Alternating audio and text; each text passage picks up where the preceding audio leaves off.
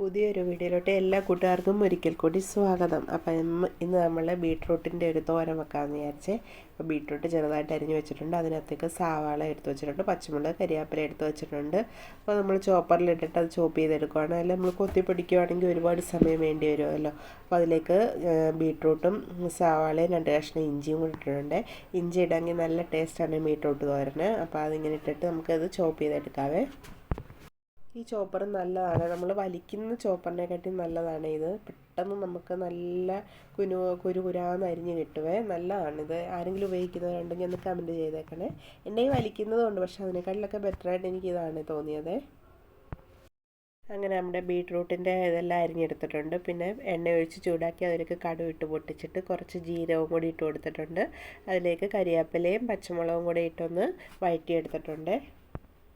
പിന്നെ നമ്മൾ ചോപ്പ് ചെയ്ത് വെച്ച ബീട്രൂട്ടും സവാളയും എല്ലാം കൂടി അതിലേക്ക് ഇട്ട് കൊടുത്തിട്ട് ആവശ്യത്തിന് ഉപ്പ് ഇട്ട് കൊടുത്ത് മഞ്ഞൾപ്പൊടി ഇട്ട് കൊടുത്തിട്ട് തേങ്ങയും കൂടെ ഇട്ട് കൊടുക്കണം ആവശ്യത്തിന് ലാസ്റ്റ്. എന്നിട്ടൊന്ന് മിക്സ് ചെയ്തെടുക്കണം.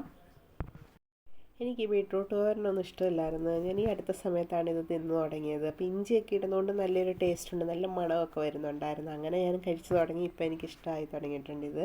അപ്പം നമ്മുടെ തോരൻ ഇവിടെ റെഡി ആയിട്ടുണ്ട്. നല്ലതായിട്ട് ശകലം വെള്ളം കൂടി ഒഴിച്ചിട്ടാണ് ഞാൻ വേവിച്ചെടുത്തത്. അപ്പോൾ ഇതാണ് നമ്മുടെ ഇന്നത്തെ ബീട്രൂട്ട് തോരൻ.